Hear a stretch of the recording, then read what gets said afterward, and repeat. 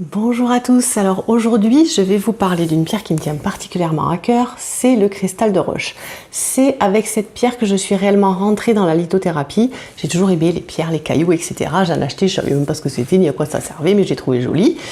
Et un jour j'ai fait un stage de Reiki, on nous a demandé de choisir un cristal de roche, de ressentir l'énergie et tout ça et de prendre celle qui nous correspondait. Et donc j'ai commencé à acheter cette première pierre et c'est là que vraiment j'ai presque compris que les minéraux avaient la capacité de faire des choses. Et c'est là que je me suis vraiment intéressée à la lithothérapie. Alors, le cristal de roche se présente en pointe. Moi, j'ai beaucoup en pointe. Donc, c'est toujours à 6 faces quand ils sont en pointe. Voilà. Et donc, c'est transparent. Vous avez des inclusions souvent dedans. On parlera tout à l'heure aussi du cristal de roche fantôme. Donc voilà, bon j'en ai plusieurs, hein, vous voyez. Et vous avez aussi le cristal, l'agiote de quartz qui est la même chose. Là c'est la mini, c'est la petite, voilà, où on peut mettre des petites pierres. Et ensuite vous avez la plus grosse. Alors là vous passez à côté, vous vous baladez, vous vous dites oh ben voilà il y a un caillou, un gros caillou, voilà c'est bien. Et quand vous l'ouvrez, c'est magnifique. Voilà, là vous avez l'agiote de quartz dont je vous parle très régulièrement pour recharger vos minéraux. Alors, cette pierre-là, on va essayer, parce que je pourrais vous en parler pendant des heures, donc je vais essayer de ne pas trop m'éparpiller. On va reprendre le schéma un petit peu normal, et puis alors après, je vous parlerai un petit peu de tout ce qui me passe par la tête. C'est une pierre qui fait partie de la famille des quartz. On retrouve des traces à partir de moins 1500 avant Jésus-Christ, où on retrouve déjà des sculptures sur le cristal de roche. Tout au long des civilisations et des cultures, etc. On en a fait des bijoux, on en a fait des vases, on en a fait des verres, on en a fait de la décoration, on en a fait plein de choses. Et on s'en est aussi beaucoup servi dans la voyance, dans le chamanisme, etc. Parce que cette pierre-là est associée avec sa couleur blanche, translucide, transparente au chakra coronal. Et c'est une pierre qui ouvre énormément tout ce qui va être perception, tout ce qui va être clairvoyance, médiumnité, etc., etc., voyance, tout ça. C'est pas pour rien que les voyantes avaient, ou ont toujours peut-être, je sais pas, des boules de cristal. Donc on disait lire l'avenir dans la boule de cristal. En fait, c'était pas dans la boule de cristal, c'est juste que cette boule faite en cristal de roche permettait d'ouvrir à ces personnes-là qui avaient déjà un don et qui avaient déjà ces prédispositions, de les ouvrir à la médiumnité de façon encore plus spectaculaire. Et donc c'était une aide, on va dire, pour pouvoir avoir les images, avoir les prédictions, etc. Cette pierre-là, on en trouve un petit peu partout. Maintenant, les plus beaux gisements se trouvent au Brésil et à Madagascar. C'est une pierre que j'aime particulièrement parce qu'elle est tellement lumineuse, elle est tellement intéressante, elle est tellement pleine de capacités. C'est une pierre qui est là pour l'amplification. Alors, dans le coffret des planches de Sophie minéraux, vous ne la retrouverez pas dedans. Pourquoi? Tout simplement parce que quand je vous présente un minéral, je vous présente surtout ses propriétés. Cette pierre-là, on peut dire qu'elle a une énergie neutre, c'est-à-dire qu'elle n'a pas des propriétés, elle les a toutes, elle peut toutes les avoir. C'est une pierre dont il faut savoir se servir. Donc comme elle ouvre énormément le champ, on va dire le troisième œil, etc., il faut être vigilant si vous êtes quelqu'un qui n'est pas très ancré, qui manque d'ancrage. À ce moment-là, faites attention parce que vous risquez de partir un petit peu trop haut, un petit peu perché, donc c'est pas le but. Les personnes qui ont des problèmes psychologiques, qui ont des faiblesses psychologiques, c'est pas fait pour eux non plus. Il faut savoir la maîtriser, il faut savoir s'en servir. Il faut savoir aussi, il faut être conscient que c'est quelque chose qui amplifie. Donc attention, si vous êtes dans une journée par exemple de gros stress, de grosse fatigue, évitez parce que même si elle va absorber les mauvaises énergies, elle va aussi en amplifier à un moment donné. Si vous êtes bourré de stress, elle va vous aider, mais elle va aussi peut-être amplifier ce côté-là, donc c'est pas le but du tout.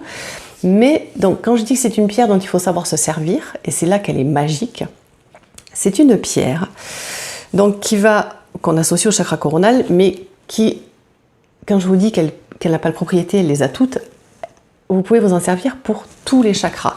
C'est-à-dire qu'elle va ouvrir tous les chakras, elle va amplifier sur le point de vue énergétique tous les chakras, donc elle va vous réaligner.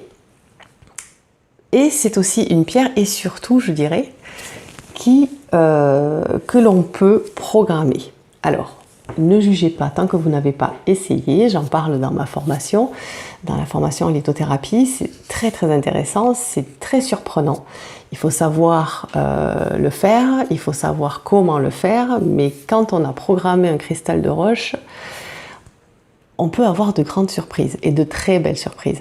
Donc si jamais, parce que quand on fait une programmation, ça peut être sur le plan sentimental, sur le plan professionnel, par rapport à ses relations amicales, sociales, familiales, par rapport à un problème de santé. Donc si vous la programmez, par exemple, on va dire par rapport à une douleur, et que vous la posez à l'endroit de la douleur tous les jours pendant une vingtaine de minutes, elle va faire le boulot, elle va faire le job. Et si en plus, à côté de ça, vous l'associez à une pierre qui a cette propriété pour cette affection-là, ça va être amplifié. Donc elle est vraiment magique, elle est vraiment géniale. Voilà, il faut juste faire attention quand on s'en sert, quand on la met juste comme ça. C'est franchement une pierre qu'il faut programmer réellement. Alors moi j'ai eu des petits problèmes parce que j'en ai 3. J'ai fait des programmations, sauf qu'au bout d'un moment, je ne savais plus ce que j'avais programmé. Je ne me rappelais plus. Alors j'ai déprogrammé, et puis j'ai dit, je vais reprogrammer, mais les 3 pour la même chose. Comme ça, au moins, je ne me trompe pas. Et puis, au bout d'un moment, je déprogramme et je reprogramme suivant ce dont j'ai envie. Et c'est très, très surprenant. Franchement, si vous avez l'occasion d'essayer, surtout essayez, soyez curieux, puis vous me direz.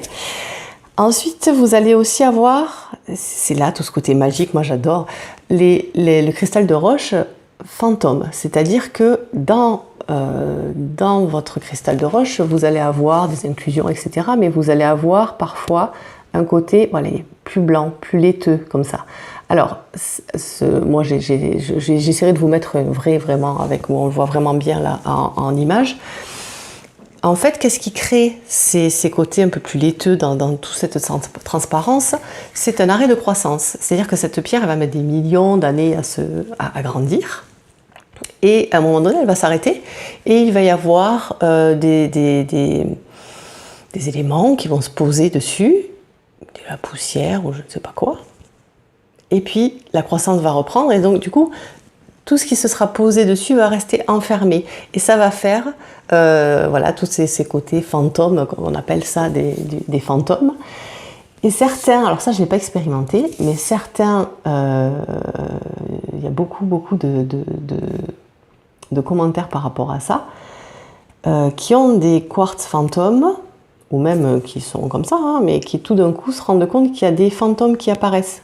Fantômes, je vous ai expliqué, c'est des côtés un petit peu plus blanchâtres qui apparaissent. Et quand ça s'est fait naturellement, quand vous l'avez eu comme ça, c'est par rapport à la croissance. Et quand vous l'avez chez vous, on l'a enlevé de son élément naturel, donc elle a arrêté de grandir, la croissance est terminée.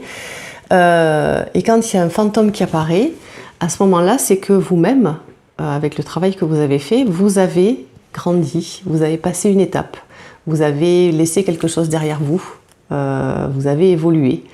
Et les personnes à qui ça arrive sont bluffées parce qu'on le sait, c'est su, mais tant que ça ne nous est pas arrivé, on n'arrive pas à en parler vraiment.